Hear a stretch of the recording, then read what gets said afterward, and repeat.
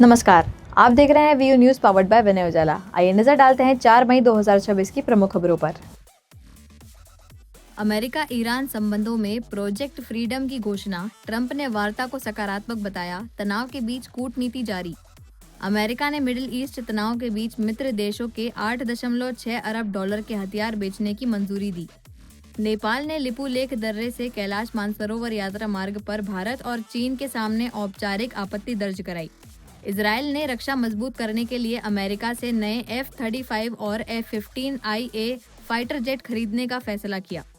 विदेश मंत्री जयशंकर ने भारत जमाइका संबंधों को साझा इतिहास और भविष्य की साझेदारी के नजरिए से मजबूत बताया। पश्चिम बंगाल में रुझानों में भाजपा 195 सीटों के साथ आगे, टीएमसी 90 पर सिमटी, सत्ता परिवर्तन के संकेत। भारी हार के संकेतों के बीच ममता बनर्जी ने राज्यपाल से मिलने का समय मांगा, इस्तीफे की अटकलें तेज। तमिलनाडु में विजय की पार्टी टीवी के 110 सीटों के साथ शानदार प्रदर्शन, सरकार बनाने के बेहद करीब पहुंची। केरल में कांग्रेस नीति यूडीएफ ने 100 से ज्यादा सीटें जीतकर स्पष्ट बहुमत के साथ सत्ता में वापसी की। असम में भाजपा नीत एनडीए ने 100 से अधिक सीटों पर बढ़त बनाकर लगातार तीसरी बार सत्ता सुनिश्चित की। पुडुचेरी में भाजपा AINRC गठबंधन ने बहुमत पार कर सरकार गठन का रास्ता पूरी तरह साफ किया। नंदीग्राम सीट पर सुवेंदु अधिकारी ने निर्णायक बढ़त बनाकर अपनी राजनीतिक स्थिति और मजबूत कर ली। भवानीपुर सीट पर ममता बनर्जी बढ़त में हैं, लेकिन जीत का अंतर लगातार कम होता नजर आ रहा। प्रधानमंत्री मोदी ने उपराष्ट्रपति CP राधाकृष्णन को फोन कर जन्मदिन की शुभकामनाएं और सम्मान व्यक्त किया। मध्य प्रदेश सरकार ने भोपाल इंदौर एक्सप्रेसवे को मंजूरी दी। दोनों शहरों के बीच यात्रा समय घटकर 1.5 घंटे होगा। पूर्वी दिल्ली की आवासीय इमारत में आग से मरने वालों की संख्या बढ़कर 9 हुई, जांच के आदेश जारी। इंदौर में तापमान 35 डिग्री के करीब, शाम तक बादल छाने और हल्की बारिश की संभावना जताई गई। रिकॉर्ड GST कलेक्शन के बाद वित्त मंत्रालय ने राज्यों के साथ बैठक बुलाई, आगे की रणनीति पर चर्चा होगी। IPL 2024 में आज वानखेड़े स्टेडियम में मुंबई इंडियंस और लखनऊ सुपर जायंट्स के बीच मुकाबला खेला जाएगा। उत्तर भारत में भीषण गर्मी जारी, कई राज्यों में शाम को धूल भरी आंधी और तेज हवाओं का अलर्ट जारी। पश्चिम बंगाल चुनाव नतीजों पर CM डॉक्टर मोहन यादव ने कहा कि जनता ने प्रधानमंत्री नरेंद्र मोदी के नेतृत्व पर भरोसा जताया है, इसे विकास और लोकतंत्र की जीत बताया। पश्चिम बंगाल चुनाव परिणामों पर मुख्यमंत्री डॉक्टर मोहन यादव ने प्रतिक्रिया दी है। उन्होंने कहा कि बंगाल की जनता ने प्रधानमंत्री नरेंद्र मोदी के नेतृत्व पर भरोसा जताते हुए भारतीय जनता पार्टी को चुना है। मुख्यमंत्री डॉक्टर मोहन यादव के अनुसार यह परिणाम राज्य के विकास की दिशा में बड़ा कदम है और अब बंगाल में तेज गति से प्रगति होगी।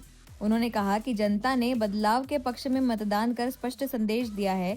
मुख्यमंत्री डॉक्टर मोहन यादव ने इसे लोकतंत्र की जीत बताते हुए भाजपा कार्यकर्ताओं और नेतृत्व को बधाई दी है। चुनाव की बेला में वाकई दिल से बधाई दे रहे हैं और ये माननीय गृह मंत्री जी के शब्दों में अंग बंग कलिंग, ये सब तरफ भाजपा का झंडा लहराया है। असम ने फिर एक बार घुसपैठियों के खिलाफ राष्ट्रवादी शक्तियों की विजय की तरफ कदम बढ़ाए। जिस प्रकार से बंगाल की हालत हुई है, बंगाल आज़ादी के पहले से बहुत सक्षम, सबल और विकासपरक राज्य हुआ करता था, लेकिन दुर्भाग्य से पहले कांग्रेस, फिर कम्युनिस्ट, फिर TMC, बंगाल आज देश में जो पिछड़ा है इसका बड़ा कारण बंगाल के लीडरशिप का रहा है। और TMC ने जिस प्रकार से एक तरह से जो दुरावस्था की थी, ये उसका प्रतिकार है कि आज लगभग जो सर्वे आए थे वो सर्वे सार्थक होते दिखाई दे रहे हैं और प्रचंड जीत के साथ भाजपा का झंडा लहरा रहा है। यशस्वी प्रधानमंत्री के नेतृत्व में ये 22वां राज्य हमारे NDA के साथ खड़ा होता दिखाई देगा और 17वां राज्य जहां मुख्यमंत्री एक बार फिर भाजपा के होंगे। मैं अपनी ओर से बंगाल की जनता को बधाई देता हूं 2 कारण से। एक तो भाजपा के प्रति प्रेम दिखाने के कारण से भी, और निर्वाचन की पूरी प्रक्रिया में बंगाल ने धैर्य के साथ तमाम हथकंडों को फेल करते हुए हिंसा, आतंक, अव्यवस्था, तमाम प्रकार की कठिनाइयों के बावजूद भी जनता अपने निर्णय के प्रति दृढ़ प्रतिज्ञ रही और भारतीय जनता पार्टी प्रचंड बहुमत से जीती। इसलिए बंगाल के मतदाताओं के साथ असम का और जहाँ जहाँ भी चुनाव हुए हम जीते हैं या कहीं कोई कारण से रह भी गए। माननीय प्रधानमंत्री के नेतृत्व में सुशासन की बयार चल रही है। ऐसे में हम अपने इस विजय अभियान में माननीय प्रधानमंत्री, माननीय राष्ट्रीय अध्यक्ष जी, माननीय गृह मंत्री जी के कुशल मार्गदर्शन में चुनाव के प्रबंधन में हर एक कार्यकर्ता ने अपनी भूमिका अदा की।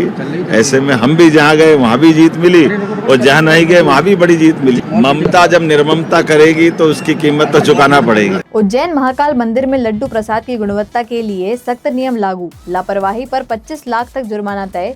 सिंहस्थ 2028 के लिए नई यूनिट भी बनेगी। उज्जैन के महाकालेश्वर मंदिर में लड्डू प्रसाद की गुणवत्ता बनाए रखने के लिए सख्त नियम लागू किए गए हैं।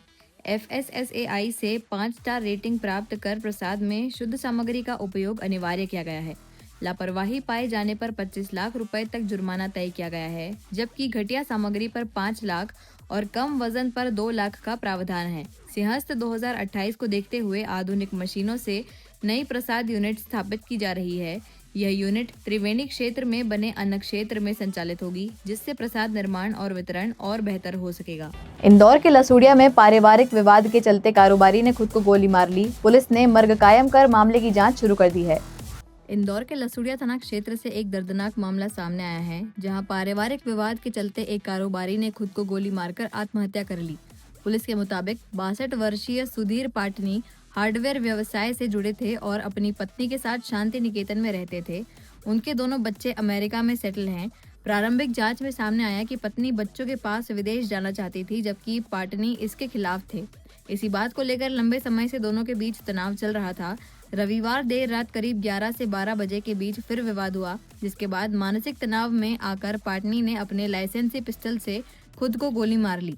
घटना के समय घर में केवल पति पत्नी ही मौजूद थे। सूचना मिलते ही पुलिस मौके पर पहुंची और शव को पोस्टमार्टम के लिए भेज दिया। मामले में मर्ग कायम कर जांच जारी है।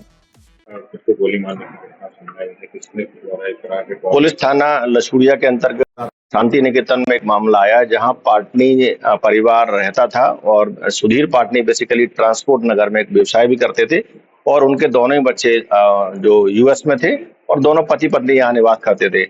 क्योंकि पत्नी को आज विदेश जाना था, बच्चों के पास जाना था, इस बात को लेकर दोनों में कुछ विवाद भी था और देर शाम भी आपस में विवाद हुआ था। वो नहीं चाहते थे कि उसको जाए। इस बात को लेकर दुखी होकर के या अवसाद में आकर के जो सुधीर पाटनी थे, उन्होंने देर रात अपनी जो लाइसेंसी फायर आर्म था उससे आत्महत्या कर ली। पुलिस ने इस मामले में मर्ग पंजीबद्ध किया है और वहां के फुटेज और अन्य आसपास के लोगों से पूछताछ भी की जा रही है। प्रारंभिक जो जांच पड़ताल हुई है उसमें इसी बात का मुख्य कारण आया है कि वो चूंकि उनकी पत्नी बच्चों के पास जाना चाहती थी और वो नहीं चाहते थे, इसी बात को लेकर के प्रारंभिक रूप से आत्महत्या का पता चला। भोपाल में IAS कोचिंग डायरेक्टर किडनैप कर 2 करोड़ वसूली का मामला सामने आया है। पुलिस ने 6 आरोपियों को गिरफ्तार किया, एक अभी फरार है। भोपाल में IAS कोचिंग डायरेक्टर के अपहरण और 2 करोड़ रुपए की वसूली का सनसनीखेज मामला सामने आया है। आरोपी पूर्व छात्र निकला, जो भेल के रिटायर्ड अफसर का बेटा है। उसने डायरेक्टर को भोपाल बुलवा कर फ्लैट में बंधक बनाया और ऑनलाइन रकम ट्रांसफर करवाई। पुलिस ने 6 आरोपियों को गिरफ्तार कर लिया है, जबकि एक फरार है। आरोपियों ने फर्जी वीडियो बनाकर ब्लैकमेल की भी साजिश रची थी। क्राइम ब्रांच ने समय रहते बैंक खाते होल्ड कर रकम बचा ली। पुलिस मामले की गहराई से जांच कर रही है।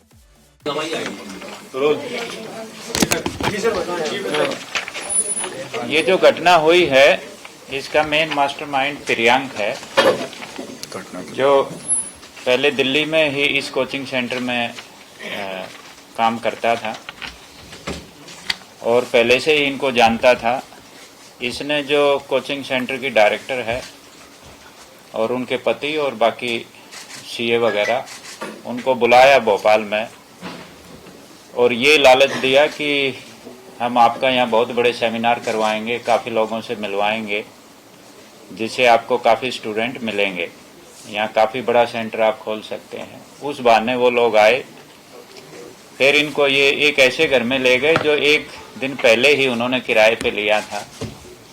जैसे ये उस घर में गए तो उसमें काफ़ी मुंह पर कपड़ा बांधे हुए लोग थे और उन्होंने इनको डरा धमका के पिस्टल की नोक पर अपने अलग अलग खातों में 1.89 करोड़ रुपए ट्रांसफर करवाए और एक झूठा वीडियो भी बनवाया डराते हुए, जिसमें कि भाई ये आगे कहीं शिकायत ना कर सकें एक व्यक्ति को कि ये पिस्टल के नोक पे उसको किडनैप कर रहे हैं, एक बॉक्स में बंद कर रहे हैं। जैसे ही पुलिस को खबर लगी तो डीसीपी क्राइम और उनकी टीम ने तत्काल एक तो अकाउंट होल्ड करने की कार्रवाई की, तो कोई भी पैसा जो है ना जिन अकाउंट में गया था वो अकाउंट होल्ड किए गए और कोई भी पैसा नहीं निकल पाया।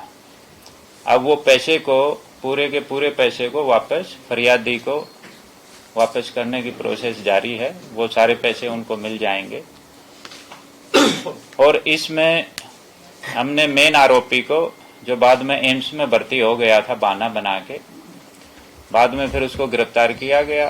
पूछताछ में उसने पूरी घटना कबूल भी की। अभी हमने 6 लोगों को इसमें गिरफ्तार कर लिया है।